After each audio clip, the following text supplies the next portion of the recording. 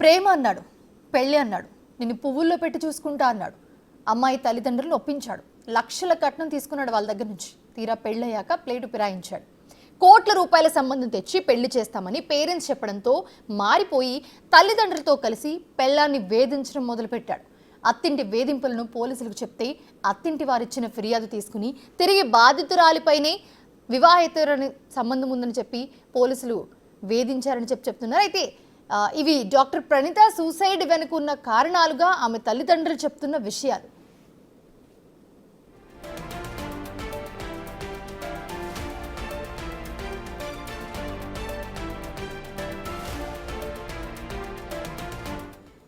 అయితే హైదరాబాద్లోని కర్మాన్ ఘాట్ ప్రెస్ కాలనీలో నివాసం ఉంటున్న డాక్టర్ ప్రణీత అత్తింటి వేధింపులు తాళలేక ఆత్మహత్య యత్నానికి పాల్పడింది. 2018లో ప్రణీతను ప్రేమించి పెళ్లి చేసుకున్నాడు సికేందర్ రెడ్డి.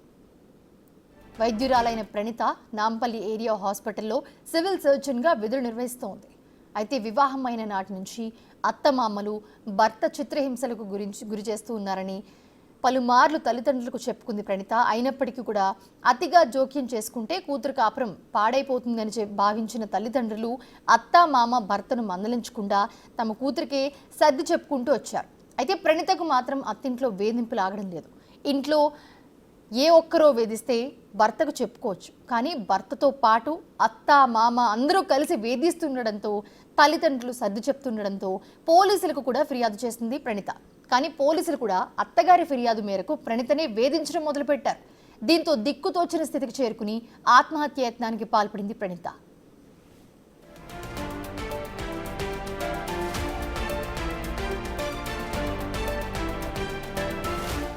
పోలీసులతో తనకు న్యాయం జరగడం లేదంటూ సూసైడ్ నోట్లో పేర్కొంది ప్రణీత. పోలీసులు డౌన్ అంటూ లెటర్ రాసింది.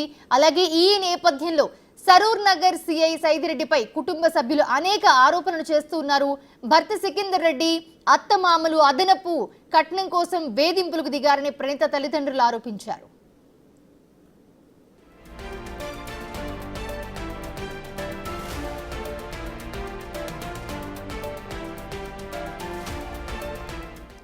అత్తింటి వారు తమ కూతురిని వదిలించుకోవాలని కోట్ల రూపాయలు తెచ్చే వేరే అమ్మాయితో ప్రణీత భర్త సికిందర్కు రెండో పెళ్లి చేయాలని చూస్తున్నారని ఆరోపిస్తున్నారు.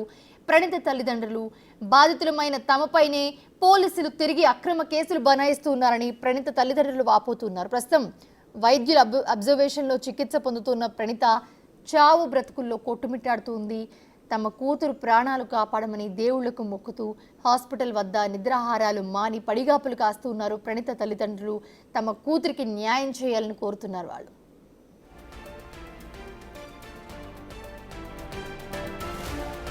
రైట్. ఈ పూర్తి అంశానికి సంబంధించి మరింత సమాచారాన్ని మా ప్రతినిధి సాగర్ అందిస్తారు.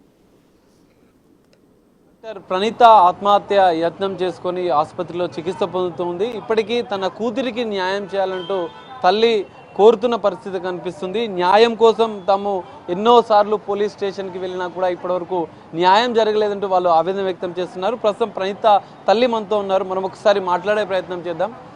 అమ్మా నమస్తే. అమ్మా ఇప్పుడు ఇట్లుందమ్మా? పాపదైతే క్రిటికల్గానే ఉంది సార్. 72 hours ఇచ్చారు పాపది. ఇంకా 72 hours కాలేదు. ఏదో లంగ్స్ ఖరాబ్ అయింది అంటున్నారు. తీసుకున్న పేజను బ్లడ్లో కలిసిందని అంటున్నారు సార్. పాపనైతే ఇంకా ఇప్పటివరకు మాట్లాడతలేదు సార్. ఐసీయూలకు రోజుకు 1 time వయసు ఇస్తున్నాం సార్. అలౌ చేస్తలేరు సార్. ఈరోజు మార్నింగ్ చూశాను సార్. పాప పడుకొని ఉంది సార్. పడుకొని ఉన్న పాపను చూస్తుంటే చాలా బాధేస్తుంది సార్. నాకు ఒక్కతే కూతురు సార్. నాకు ఆ పాపకు ఒక చిన్న పాప సార్.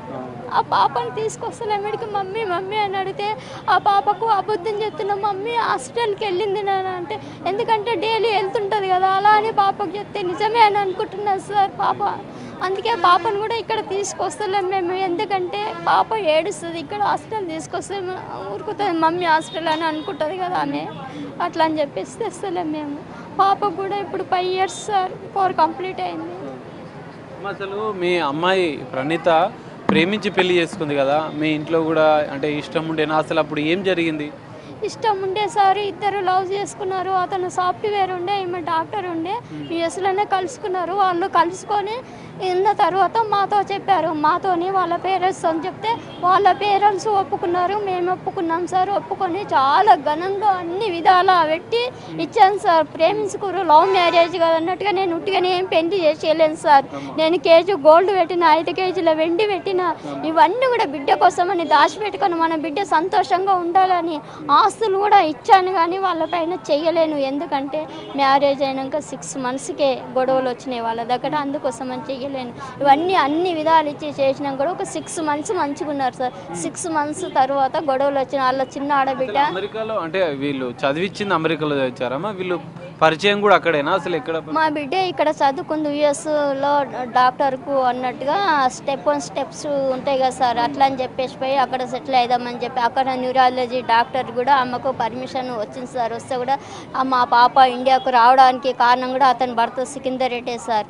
అలా ఆమె వచ్చేసింది, ఇండియాకు వచ్చేసింది. ఎట్లా పరిచయం వాళ్ళకు? ఎట్లా అంటే ఒకసారి మా పాప ఎంబీబీఎస్ చేసేటప్పుడు వాళ్ళ ఫ్రెండ్ ఉంది, వాళ్ళ ఫ్రెండ్ పేరు నేను మెన్షన్ చేయలేను సార్, చేయొద్దు. అందుకోసం అని చెప్పేసి ఆమె ద్వారా ఈమె పరిచయం అయింది సార్ మెడికల్ కాలేజ్లో. అట్లా వాళ్ళు కలిసిపోయి అట్లా లవ్లో పడ్డారు సార్. మా బిడ్డ అలాంటి వ్యక్తి కాదు, ట్రాప్ చేసి ఎలా పడేసిండో సార్.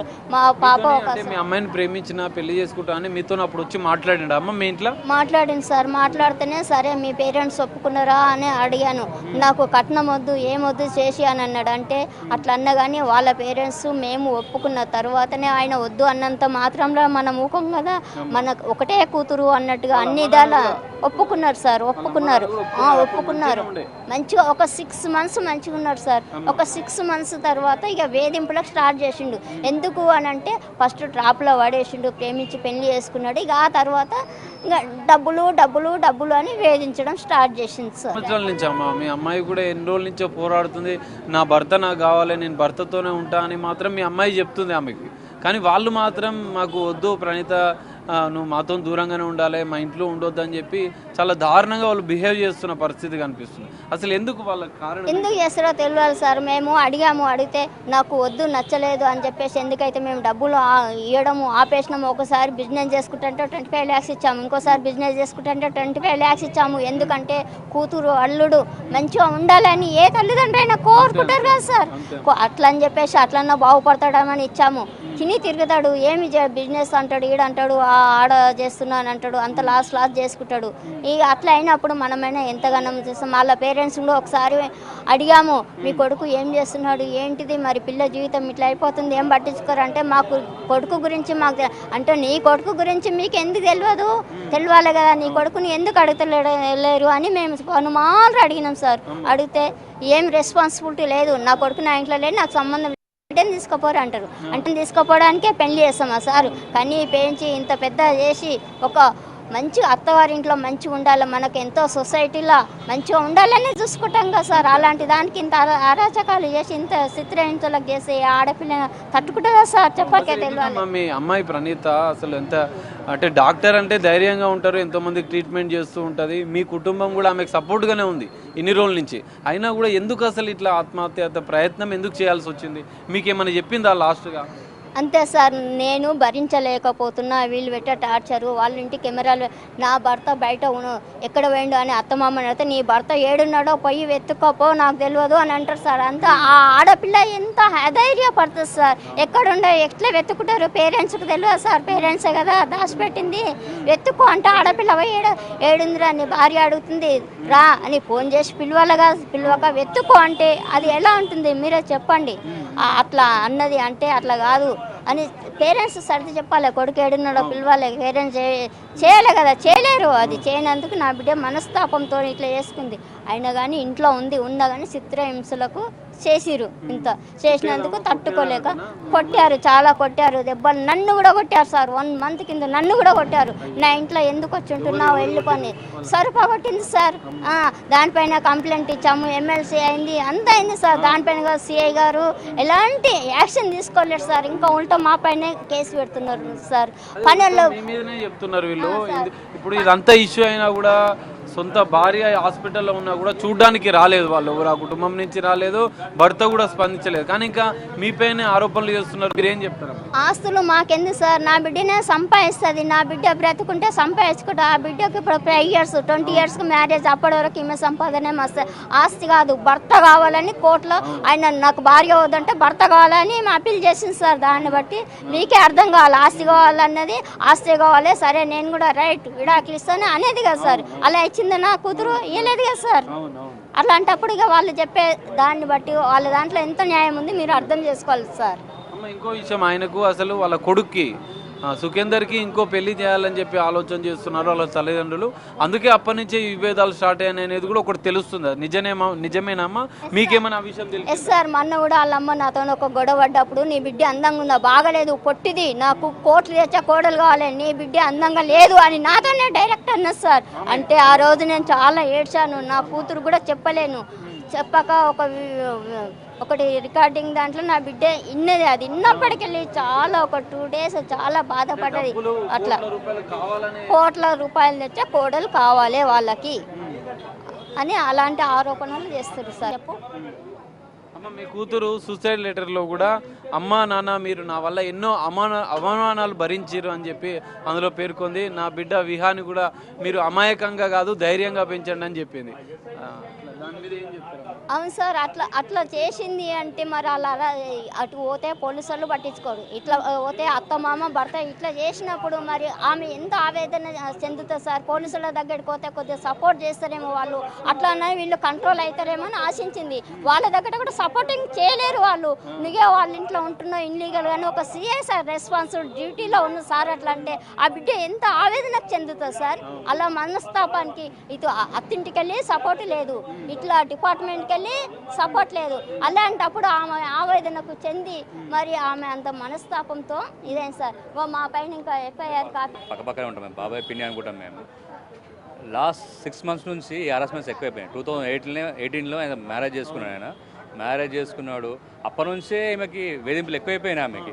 కాకపోతే ఏనాడు వీళ్ళకి చెప్పలేదు, ఎందుకంటే చెప్పడం వల్ల మళ్ళీ గొడవలు స్టార్ట్ అవుతాయేమో, ఏదైనా సరే. అక్కడ నుంచి పాప పుట్టింది, పాప పుట్టినాక అతను మారుతాడేమో అట్లా వెయిట్ చేసింది ఆమె. పాప పుట్టినాక కూడా మారలేదు, ఇంకా ఎక్కువైపోయినాయి, వేధింపులు ఎక్కువైపోయినాయి. లాస్ట్ అక్టోబర్ ఆగస్టులో అనుకుంటా ఇక వేధింపులు ఎక్కువైనా చెప్పేసింది ఇంట్లో. మమ్మీ ఇట్లా నాతో కావట్లేదు ఇది అంటే వీళ్ళు వచ్చారు. వీళ్ళంటే 20 మంది నేను కూడా పోయినా, అందులో పోయేసి 20 మంది వెళ్ళేసి ఏంది బాబు ఇది అంటే వాళ్ళ పెద్ద మనుషులు మా పెద్ద మనుషులు ఏమన్నా అంటే సపరేట్ పెడదాం, వీళ్ళని సపరేట్ ఉంచుతాము. ఆమె డైరెక్ట్ చెప్పేసింది, ఆడపడుచు వచ్చి ఇంట్లో ఉంటే నేను ఎట్లా ఉండాలి, వాళ్ళు సూటిపోటు మాట్లాడుకుంటా. భర్తనేమో నెల్లూరులో ఉంటాడు బిజినెస్ అని, భర్తనేమో నెల్లూరులో ఉంటాడు, ఈ అమ్మాయి ఏమో ఇక్కడ ఇంట్లో ఉంటుంది. వీళ్ళ టార్చర్ ఎక్కువైపోతుంది. అంటే లేదు సపరేట్ పెడదాం, వీళ్ళని సపరేట్ పెడదాం అని అన్నారు. సరే సపరేట్ అని చెప్పేసి ఇంటికి తీసుకొచ్చినాక డైరెక్ట్ డైవర్స్ నోటీస్ ఏంది రాబోయ్ అని చెప్పేసి పండగ తర్వాత సపరేట్ అని చెప్పారు. ఒకటేసారి నోటీస్ పంపించేసారు ఇంటికి. అందరు పెద్ద మనుషులు వెళ్ళి ఇంటికి వెళ్ళేసరికి తాళం వేసుకొని దొంగలాగా వెళ్ళిపోయారు. లాస్ట్ 3 months ఎవరు లేరు ఇంట్లో. మళ్ళీ ఒక 2 months తర్వాత వాళ్ళు వచ్చేసి ఏమంటారు అంటే ఇప్పుడు అమ్మాయిని రోజు మీరు వీడియో చూసినాం కూడా, ఓ రోజు కొట్టడం, ఒక రోజు మామ కొట్టడం, ఓ రోజు అత్త కొట్టడం, ఇంకోటి పని మనుషులు పేడు పని మనుషులు వాళ్ళు వాదం కొట్టేయడం, తీవ్ర అవమానాలకు గురి చేయడం. బర్త్డే రేపనంగా ఒక రోజు నైట్ మొత్తం వచ్చేసి నువ్వు జావే, నువ్వు బతికుండే ఏం లాభం నీకు. అటు పోలీసు వాళ్ళు చెప్తే పోలీసులు అంటున్నారు, వాళ్ళని మేమేం బ్లేమ్ చేయట్లేదు డైరెక్ట్, కానీ వాళ్ళ విచక్షణగా వదిలేస్తున్నాను. పోలీసు వాళ్ళు ఏమంటున్నారు, 4 కేసులు చేస్తామంటారు. 4 కేసులు చేస్తారు, అట్ ఏ టైం వీళ్ళ మీద కూడా కేసులు చేస్తారు. అమ్మాయి ఏమన్నదంటే అవమానాలు ఎందుకన్నదంటే ఇదే విషయం మీద అన్నది. పేరెంట్స్ వచ్చి అడుగుతున్నారు, వాళ్ళు ఏం చేస్తారంటే వాళ్ళ మీద కేసు వేయబడి వాళ్ళు కంప్లైంట్ చేస్తారు, వీళ్ళ మీద ఒక కేసు చేస్తారు. అవమానం కావద్దు. ఇంకా ఐసీలో ఉంది, ఇప్పుడు కూడా ఐసీలోనే ఉందండి. మీరు చూడండి, ఆమె కూడా పెట్టిందండి. ఇది మన వ్యవస్థ. నేను ఎవరి మీద పోలీసులు చాలా నిజాయితీగా ఉన్నారు, ఇంటర్వ్యూ ఇచ్చారు. పోలీసుల మీద ఆరోపణలు అవాస్తవం అంట. అవునండి, అవాస్తవమే, మేము పిచ్చోళ్ళమండి, ఇది మాత్రం కరెక్ట్ అండి. A6 ఎవరండి? ప్రణీతారెడ్డి అంట. ఆమె వచ్చి కొట్టింది. మనం చూడొచ్చు ఇక్కడ ఎఫ్ఐఆర్ కూడా. నిన్న ప్రణీతారెడ్డి ఆత్మహత్య యత్నం చేసుకుంటే వాళ్ళ అత్తమామలు ఇచ్చిన ఫిర్యాదు మేరకు పోలీసులు మాత్రం బాధితురాలి కుటుంబం మీద ఎఫ్ఐఆర్ చేసిన పరిస్థితి కూడా మనకు కనిపిస్తుంది. మనం చూడవచ్చు, ఒక్కసారి ఎఫ్ఐఆర్ను కూడా మనం పరిశీలించే ప్రయత్నం చేద్దాం. సరూర్ నగర్ పోలీస్ స్టేషన్లో 28వ తారీఖు కంప్లైంట్ అయింది. దీని మీద కర్రే స్వరూప కంప్లైంట్ వాళ్ళ అత్తనా ప్రణీత వాళ్ళ అత్త కంప్లైంట్ చేస్తే వీళ్ళు ప్రణీత అత్త కరే స్వరూప కంప్లైంట్ చేసింది. ఈ కంప్లైంట్లో మనం చూడొచ్చు వీళ్ళందరిపైన డాక్టర్ ప్రణీత బాధితురాలు ఇంకా ఐసీయూలో ట్రీట్మెంట్ పడుతుంది, ప్రాణాలతో ఇంకా కొట్టుమిట్టాడుతున్న పరిస్థితి ఉంది. వాళ్ళ కుటుంబ సభ్యులపైన దాడి చేశారు, ఆవేదనతో ఇంటికి వెళ్ళి ప్రశ్నించారు అని చెప్పి కేసు పెట్టారు. కానీ ఇక్కడ కంప్లైనెంట్స్ డాక్టర్ ఇన్లా Praneetha Reddy and some others అంటే ఎఫ్ఐఆర్లో కూడా ప్రాణాలతో కుట్టుమిట్టాడుతున్నటువంటి ఆమె పైన కూడా కేసు నమోదు చేశారు. దీనిపైన కుటుంబ సభ్యులు కూడా ఆవేదన వ్యక్తం చేస్తున్నారు. ఇప్పటికైనా న్యాయం చేయాలి, ప్రణీతారెడ్డికి వారిపైన చర్యలు తీసుకోవాలని చెప్పి కుటుంబ సభ్యులు కోరుతున్న పరిస్థితి అయితే కనిపిస్తుంది. ఆసుపత్రి వద్ద వాళ్ళ బంధువులంతా వచ్చి ఆమె ప్రాణాలతో కుట్టుమిట్టాడుతుంటే పోలీసులు మాత్రం మేము ఆత్మహత్యత్నం చేసుకుంది అత్తామామల వేధింపుల వల్ల, భర్త వేధింపుల వల్ల, తమ కూతురు ఇంకా ప్రాణాలతో కొట్టుమిట్టాడుతుంటే పోలీసులు మాత్రం తమ కూతురిపైనే వాళ్ళ కుటుంబ సభ్యులపైన మాపైన కేసులు నమోదు చేస్తున్నారని చెప్పి వాళ్ళు ఆవేదన వ్యక్తం చేస్తున్న పరిస్థితి అయితే కనిపిస్తుంది. ఇప్పటికైనా తమ కూతురికి న్యాయం జరగాలి, అత్తామామలపైన చర్యలు తీసుకోవాలని వాళ్ళు కోరుతున్న పరిస్థితి కనిపిస్తుంది. కెమెరామెన్ శ్రీకాంత్తో కలిసి సాగర్, బిగ్ టీవీ, హైదరాబాద్.